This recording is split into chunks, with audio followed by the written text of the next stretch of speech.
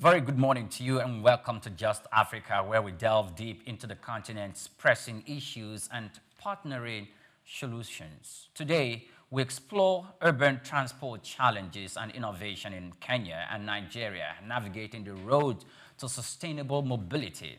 As urban populations surge, both nations grapple with transportation hurdles that impact commerce, economic growth, and the daily life. Yet, amidst these challenges, innovative projects are paving the way for the more efficient and sustainable urban mobility. Good morning to you once again.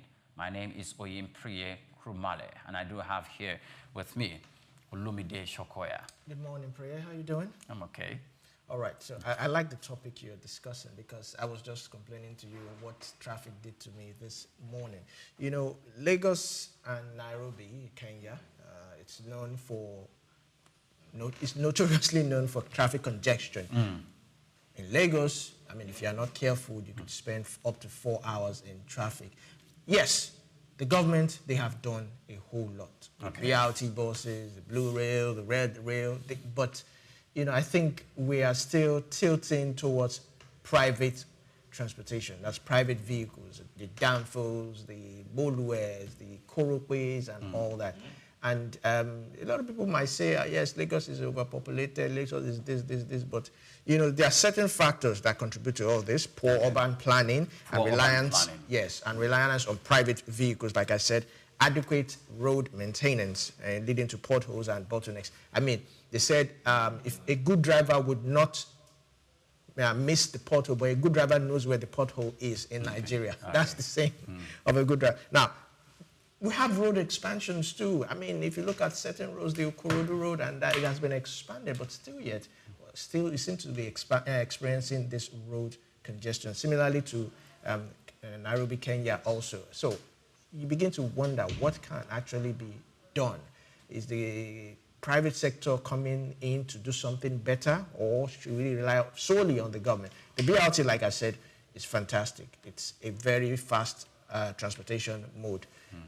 But it doesn't, the routes are not everywhere. It has its separate routes that it takes, Korodu, Bulegba, and the likes of them. Then we have the blue rail and all that. So it's basically something that we really need to look, and I'm glad that we have a guest this morning that would also, you know, rub minds and see how we can move forward. Okay. There are some of the projects that are taking place or that are already taking place here in Nigeria and in Kenya that will be highlighting during the programs for us to have a good idea on some of the nerve centers and the tentacles, the connections of these roads and how they facilitate economic development, how they facilitate commercial activities, and how they facilitate the movement of persons and goods and services from one place in society to another. When you're talking about the roads, it's something that is not only existent in Nigeria. Yes. And today, since we are making comparisons between Nigeria and Kenya, for that of Nigeria, whenever the rainy season approaches, or whenever the rainy season, you know, starts. Currently, as we speak, we are in the raining season, and it starts raining.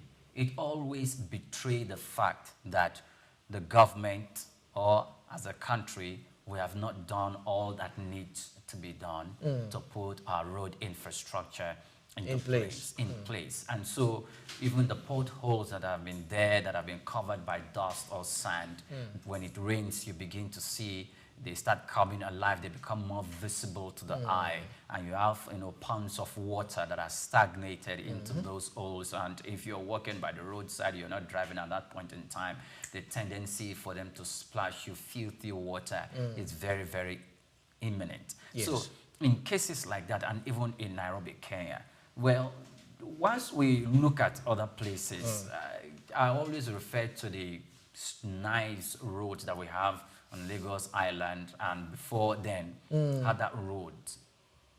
The picture of that road is not something desirable. And the Korodu Expressway, the road that leads to Apapa, even though now Apapa is now frowning, is now changing to something that's not very good.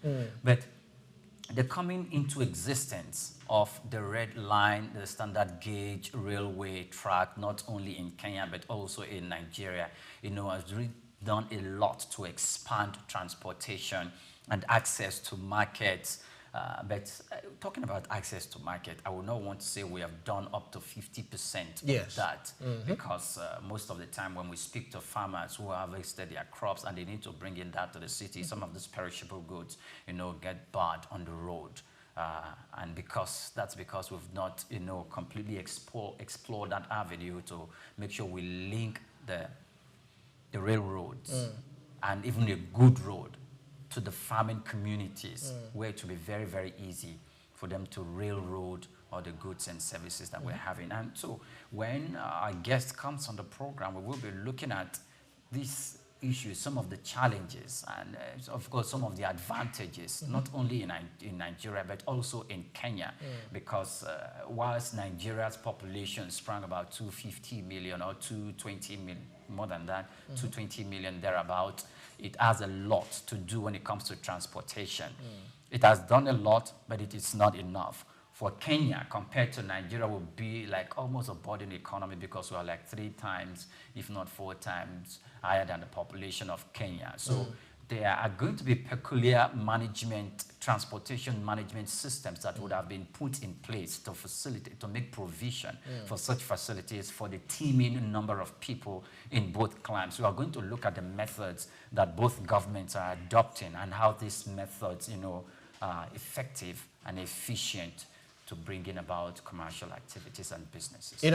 While you said that whenever it rains, it betrays the government's efforts, let's give them a break a bit. Let's look at it. During the rainy season, it exposes a whole lot. I remember, I think the Commissioner for Works has always emphasized people publicly throwing garbage in the gutters, especially when it rains. They've been doing a lot. They've sealed houses. So while the government has some blame, let's also share some to the people themselves. Then again, Lagos is on some people call it manhunt, but it's not actually a manhunt. They're on a drive to revoke houses, demolish houses that were built on canals. These are things that, cause drainages, that causes blockage. And whenever it rains, we see all this. And it's not just flooding. There's diseases and the likes of them. So in as much as, and these are factors that contribute to transportation hurdles. Yes. If you look at Mushin, I applied Mushin a whole lot because I passed that place. It's something the government really needs to look at. And I think it has been there for a while. And while the government is also doing a whole lot, sometimes you see people come in broad daylight to throw garbages on the main road. You can't blame the government for that. Yes. And also transportation really makes business smooth. I mean, while we have tomatoes, while we have rice coming in from Niger and all that, the roads. I mean, if you are traveling Lagos to Ibadan, I can tell you that, yes, the road is actually smooth. It's enjoyable. But from Ibadan, Iwo, and that, you begin to experience discomfort. And while that is, some people say, okay, fine, this road belongs to the federal government, the state government will say, I'm not going to do this, I'm not going to do that. Those are the things that actually make business thrive. Because just like the collaboration with Dangote and Niger and all that, trucks are going to be plying that road. And if the roads are not smooth, some of these accidents would happen, some goods will be, lost. Perish. And all that. So it actually, if we can solve transportation in Nigeria, not just in Nigeria, in Kenya, it will actually bring in more investors. Okay. So the issue is, when we talk about globalization, one aspect of globalization is the movement of people from one country to another, exchanging cultures, exchanging ideas, and exchanging innovative ideas. So, and when that takes place, including learning, will have taken place. Now, we're not just talking about the globalization in terms of people who are in Kenya or people who are in Nigeria and they watch television and they are beginning to familiarize themselves with the way the culture operates in Nigeria. That's part of it, but that part of globalization is not as palpable or well felt, other than than travel into those spaces to get involved in the process, to learn the languages of those people, to understand the behavior, the cultural disposition of these people, to understand the language and to transact business in their language, in their currencies, to engage in their communal life. That is the depth and the substance of globalization. So that is why the African Continental Free Trade Area is a very, very good platform that will facilitate the movement of businesses and the shipment, the transportation of these goods, including the services from Kenya, from the East African countries to the South African countries, to the West African countries. And all these be positioned to make not just Africa great, but to make Africa a world hub of connecting together to make sure that business runs and meets the needs of the 1.4 billion people in the continent. We're going to break, and on this break, we'll bring you Cash Crowd. When we return, we're going to highlight some of the key projects that took place in Kenya that's facilitating transportation and national development. We'll bring you some of the key projects that took place also in Nigeria that facilitate transportation and national development. And we'll take our conversation further. We're reaching you live from our studios at Sook News Television. It's Just Africa. Do join us again.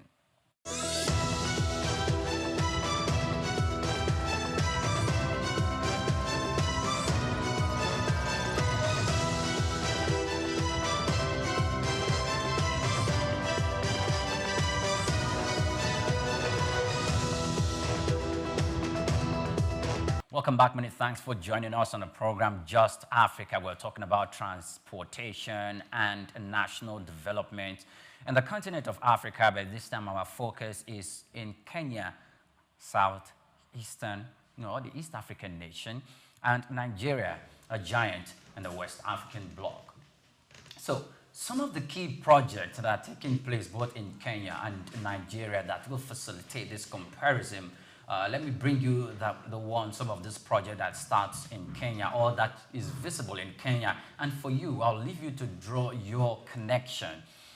Because what's important is that when we draw these connections and we can make the differences very, very clear, it is almost similar that the economic challenges, the transportation challenges, and the business challenges that we are facing here in Nigeria is almost the same thing they are facing in Kenya, and almost you can say the same in some other African countries. So in Kenya, we have Kenya's transport sector is a cornerstone of its economy, contributing approximately 8.3% to the gross domestic product in 2023.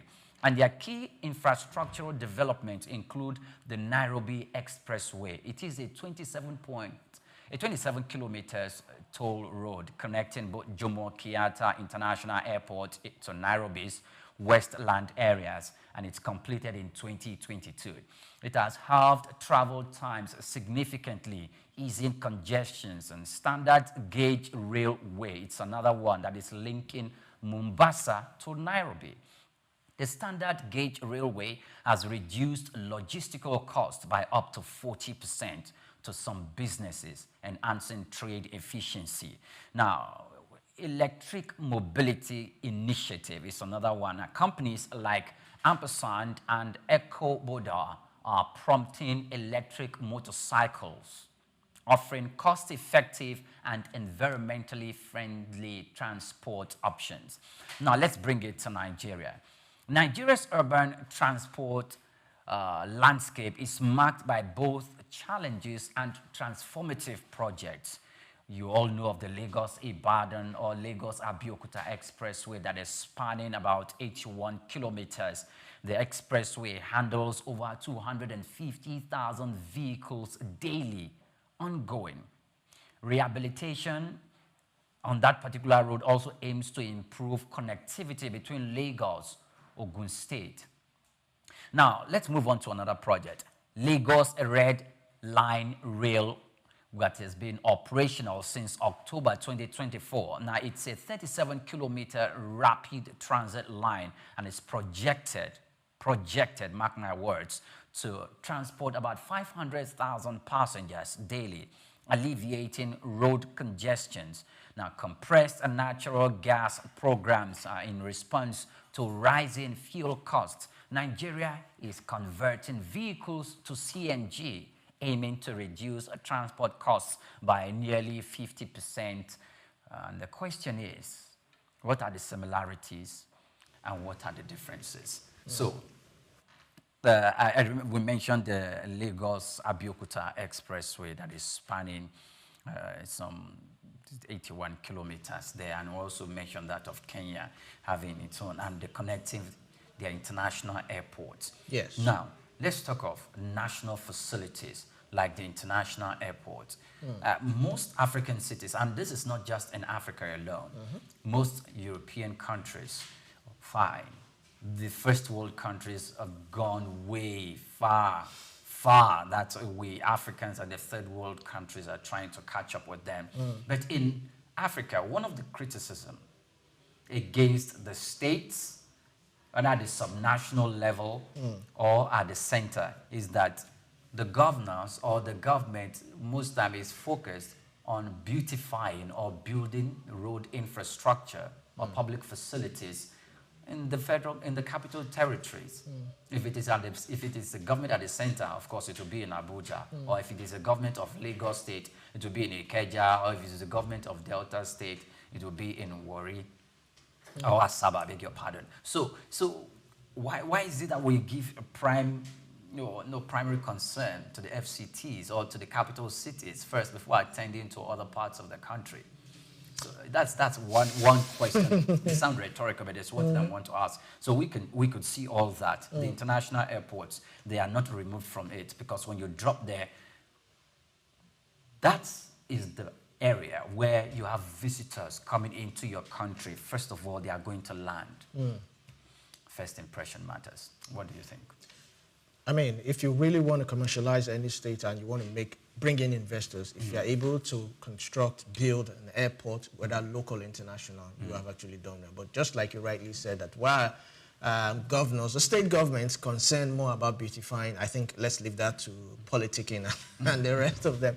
But truly, really and truly, whenever we talk about transportation, we seem to always focus on Lagos, forgetting that Lagos is just one out of 36 states. We have the Federal Capital Territory. We have other, commercial states like that has transportation over there.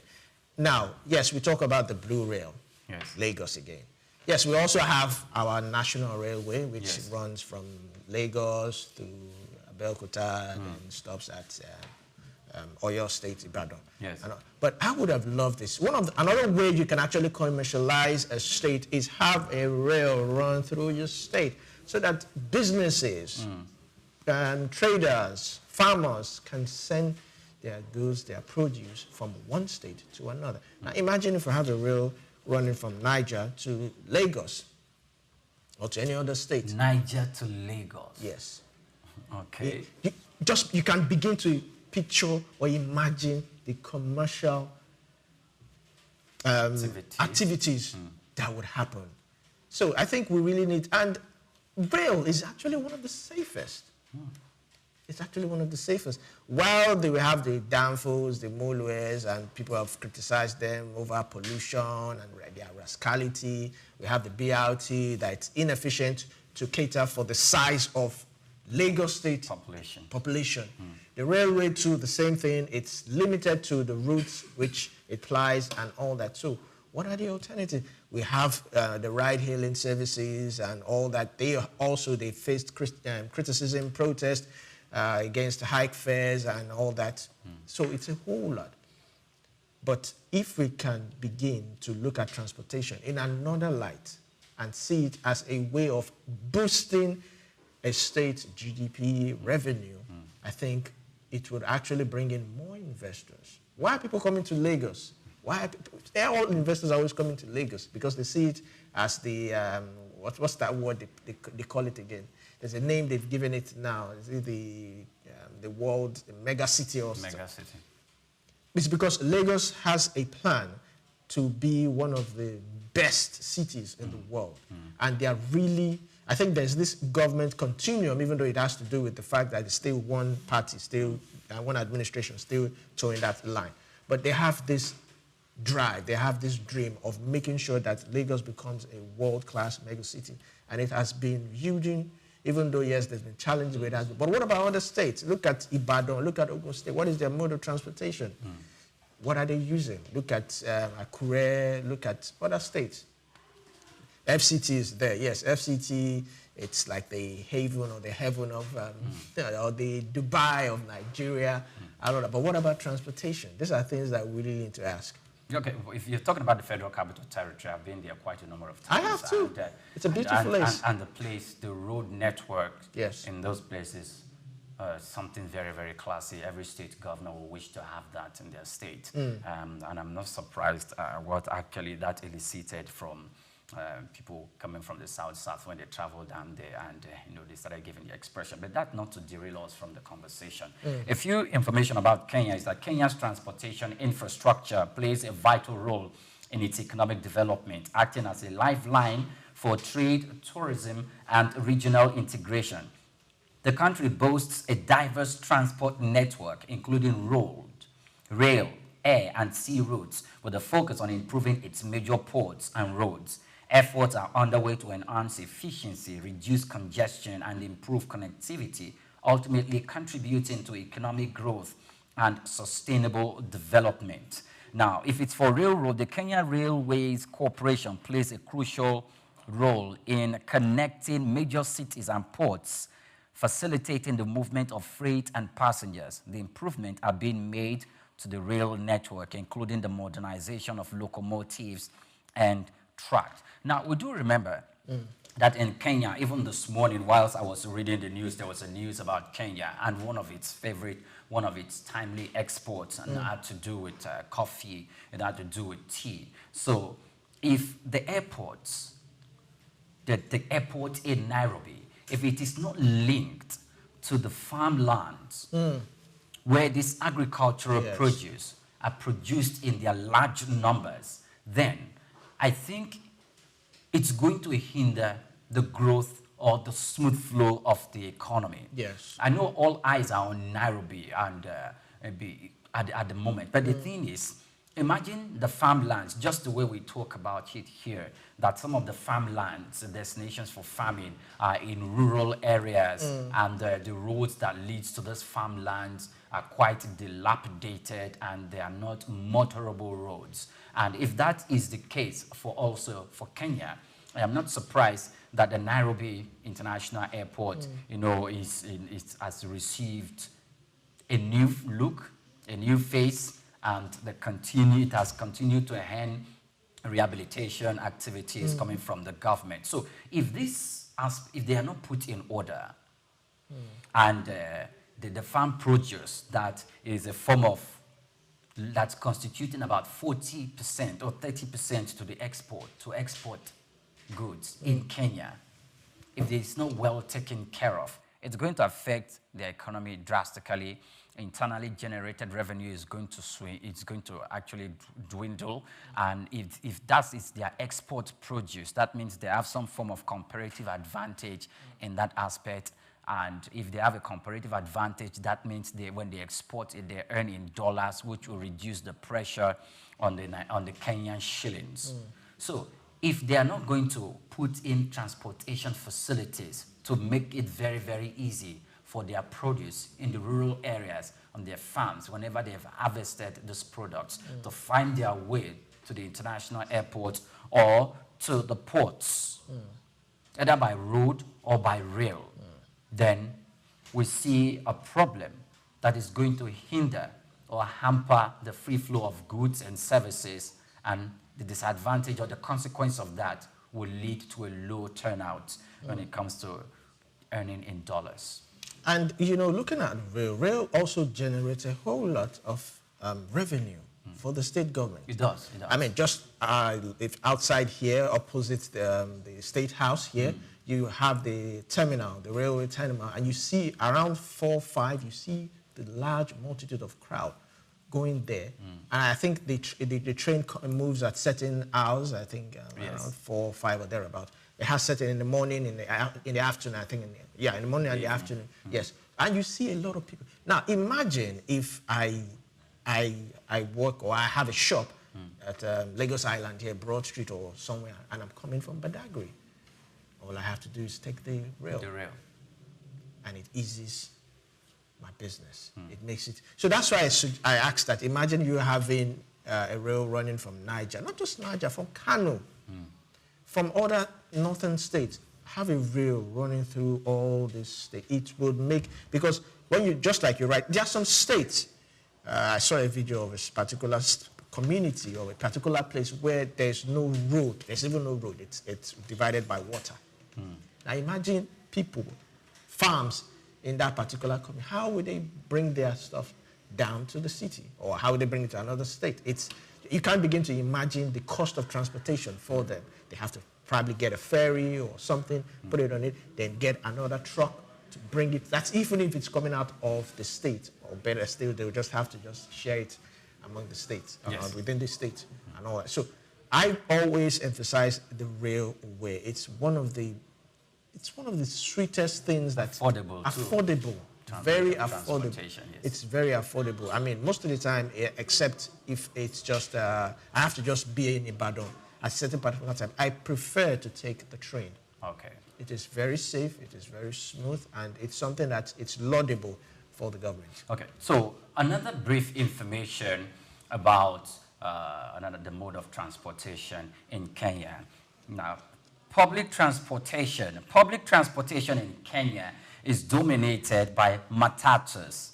Matatus are known as minibuses and other privately operated vehicles. Efforts are underway to improve the safety and efficiency of public transportation system. Now, if you do not understand what matatus or matatuses are in Kenya, they are the similar representation of what we have in Lagos, Nigeria, known as the downfall buses. Yes. So in Kenya, they are called matatus.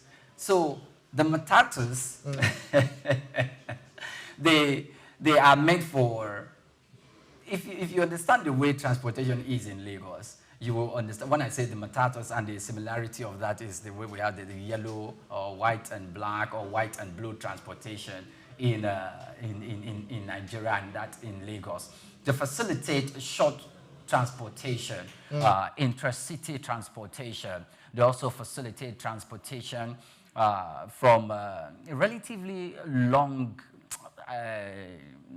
distances. Not very long though, but quite a little bit long and a little bit distance. So when people go to the market in Lagos, Nigeria, they are carried about by this matatus, the case may be in Kenya, and downfall vehicles, as the case may be in Lagos, Nigeria.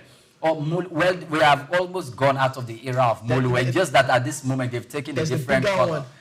And it is now a red color, not the yellow and black color. You know, we have the BRT, then we have the red buses. I don't know what they call them. There's that one, it's very long. Yes, there's a name, there's a particular name they call it. It is called. Yes. So talking about those matatuses, the yellow and black vehicles on Lagos. So they take you all around. So it's intracity transportation system that facilitates a short distance movement. And when they do that, it moves you straight to access the markets where you go to buy clothes, you buy food stuff, you buy provision, then it brings you out into the main city, and they equally operate in the main city. They all have different areas, local government areas that they operate, and they facilitate movement within the city. And this sort of movement within the city, either in Kenya or in Lagos, facilitates commercial activities, because this is most times the areas where you have the informal economy quite dominated. And do remember that the informal economy is the major driver of most economies in Africa. And moving away from that, Olumide talked about the BRT system, which is the bus rapid transit system. I will not, and I don't think most Lagosians will forget in a hurry when they were, I'll call it, blessed with the former governor Babatunde Raji Fashola, who came in, and his level of enthusiasm to transform Lagos, either by way of transportation to making sure that the bus rapid transit system, comes to life. Most people will attach it to his name, that he actually birthed the system. Other people may have another point of view regarding that. And it came, and not only did it came, the city landscape, the face of the city landscape was changed. It was planting trees. It was keeping Lagos clean. In Nigeria, and it was making sure that at the corner of the roads there are trash cans where you'll be able to deposit or to drop trash, bottled water, used bottled water containers, and all of that. And that in itself has its own toll in way of advantage and disadvantage in facilitating transportation within a metropolitan state like Lagos and other metropolitan states like Rivers State, like the Federal Capital Territory, Abuja, like Kano, like Kaduna State. Why did I say that? Because previously, Olumide mentioned how some people will go and dump trash in the drainage system, thereby blocks the movement of the drainage system. And when it does that, it does not only cause flood. And when it causes flood impedes the free flow of transportation in any metropolitan city. And so that is why taking care of that will not just be something out of the ordinary. Even though in more advanced climes, it's something ordinary that people can relate with. But we need to put more framework in terms of policy and government action to make sure that Nigerians, in all cases, in this case, within their state, obey it, yes. One of the things I like about Abuja is the interconnectivity. They say in Abuja, if you get lost, just keep going. You'll find yourself back where you started. Just keep going. You got lost. You got lost. You don't know where. Just keep walking. Just keep walking. Just keep driving. You find the roads are interconnected. It's very lovely. So I think that's one of the things we need to also look at in Lagos. There are some roads. I have been a victim of taking one way. There are some roads, they will not even, you won't see any sign. Victim of taking one way, or you took one. I took one. No, I said victim because there should be a sign. There are some roads you will apply, you will not even know because there's no sign. You would have, and these, our law enforcement officers, they'll be waiting for you at the end of the road, smiling, looking at you like, their customer, their regular customer coming, bringing all the goodies, and they will stop you. And, it's like that sometimes. So that's one of the things we need to also look at. If this particular way is going to be a one-direction way, let's have signage indicating that this is a one-way. Because that also impedes transportation. It also impedes businesses. And you can imagine a truck plying that route and, get stopped by the law enforcement. Of course, in some cases, it will be impounded. These trucks might be impounded, and that's a loss for a particular business owner and all that. So you need to look at the interconnectivity of Lagos. How can we make sure that these roads are connected? Again, just like you said, drainages. We need to work on drainage. I don't know the lasting solution because people have already built houses where they are not supposed to build houses. So I know Lagos State is also on this drive. They are demolishing houses. But how many houses would go down? How many houses would have to go down for a smooth drainage system? In other climes, we have an underground drainage system. Yes, Lagos was not really planned out, but we can work something out, especially on the island, the Lekkis and all that, the Ajas. Right now, I can tell you in the weeks to come, you will see videos of cars buried underwater, and it is not. It's not something. It's not a good sight to see. Yes. So I think the state government needs to look at that. The people themselves also. Maybe we need to bring back trash cans. Maybe we need to bring back all these things. Maybe we even need to bring back environmental sanitation, so that if we can take care of drainages and we have less flooding and transportation, the roads are smooth. Maybe that would also ease, the transportation system. Okay, so this is not just peculiar to Lagos, Nigeria. Do remember that our conversation straddles both Nigeria and Kenya, and the same BRT vehicles or the same BRT system established in Lagos, Nigeria is replicated in other states here in Nigeria. And we do say when you go to other African countries, places like Tunisia, places like Morocco, in the East African countries, you go to places like Ghana, And of course, one of our subject of conversation this morning in the places of Kenya, you know that even if the transportation system is not perfect yet, you know that it's work currently ongoing by the governments of these countries to perfect it, because we cannot underplay or downplay the role of transportation or transport systems within the cities to influence, or as a channel, as a tool to spur economic activities, to make sure that commerce is the thing that happens right in our face. We go on a break, and on this break rather, we'll bring you the uniqueness of Africa, and we'll take you to South Sudan. We'll be back in a moment to join us again.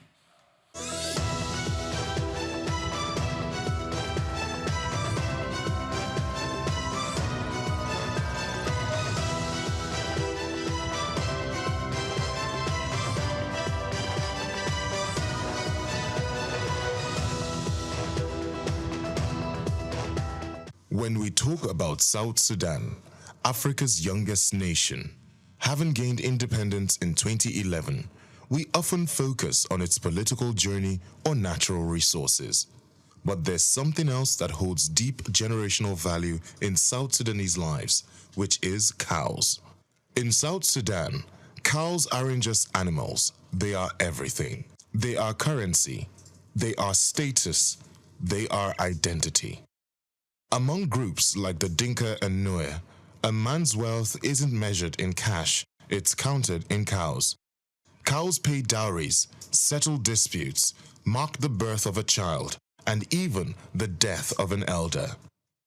Boys grow up in cattle camps, learning not just to herd, but to lead. Songs are written about prized bulls. People name themselves after their cows. It's love, not ownership. And no, they don't eat them. Not casually. Cows are sacred. They are milked, admired, and even mourned.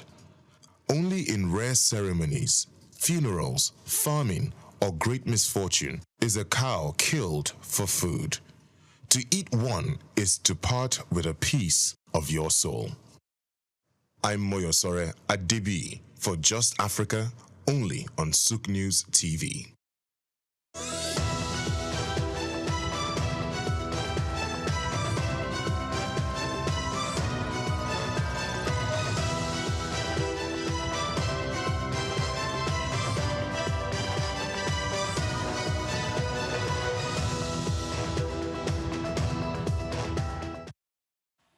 Welcome back. Many thanks for joining us. I'm sure you heard the uniqueness of Africa there from South Sudan. Now, a well-developed transportation system or infrastructure is essential for economic growth, facilitating trade, tourism, and investment.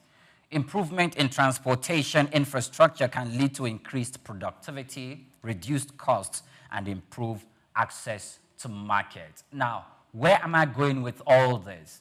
The last word I just said, access to market. Nigerian Ports Authority, yes. The Tinkan Port Authority, yes. And the Dangote, the recent Dangote or the Lekki Deep Sea Ports. I would have called the Warri ports, the Rivers ports, and some other ports in different places in Nigeria, but they are not as effective as the ones I just mentioned in Lagos. And ports in Africa, in Kenya, and in Nigeria gives access to market. Imagine when you go to places like Idumota, or when you go to some other well-known market on this Lagos island, some of the goods that you purchase on the shelves of supermarkets or of stores, not all of them, in fact, most of them, not produced in the country. We can say some of them, rather, are produced in the country, but majority of them are not produced in the country.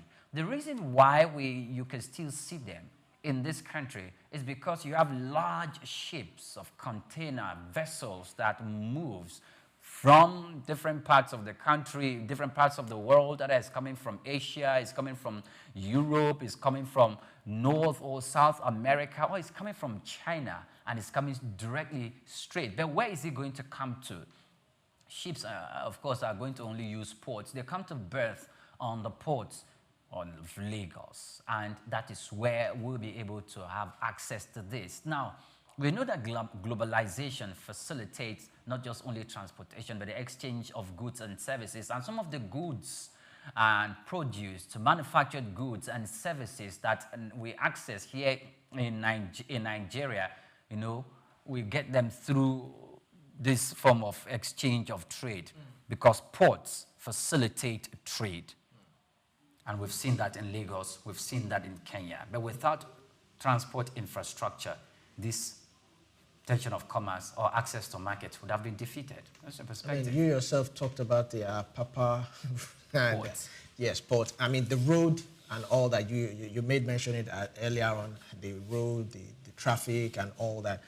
You know, it's quite interesting why things that are supposed to actually give us revenue, generate revenue, governments don't seem to concentrate on that. They seem to concentrate more on what is going to get them elected for the next term and all that.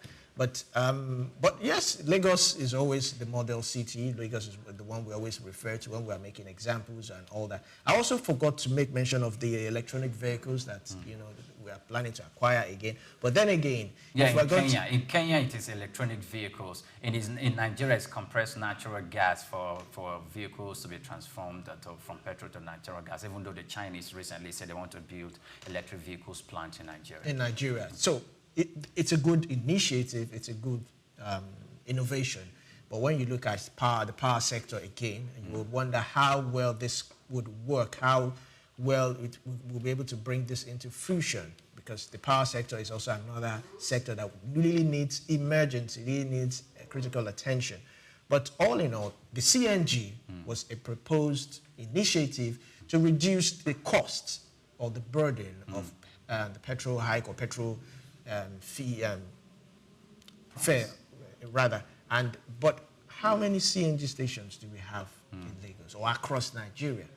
That's another. How many CNG buses? How many CNG cars do we have? Some people are even going as much as converting their vehicles to CNG, which a lot of experts have told us is quite dangerous because it's an explosion if it goes south. So you really have to be careful, whoever is doing the conversion. It's much more advisable to just get these vehicles that are actually made for CNG consumption and all that. So these are some of the things that the government really needs to look at to make sure that, yes, because if you're able to solve transportation, trust me, the revenue will double by 100%. Yes, if you're able to solve transportation, the revenue would double by 100%. But I dare say, transportation is a vehicle to industrialization, and industrialization is the dream of most African countries, which includes Kenya and Nigeria. This is where we drew the curtain on the program Just Africa this morning. I am Oyinpreye Krumale. Many thanks for watching. I am Olumide Sokoya. Enjoy the rest of your day.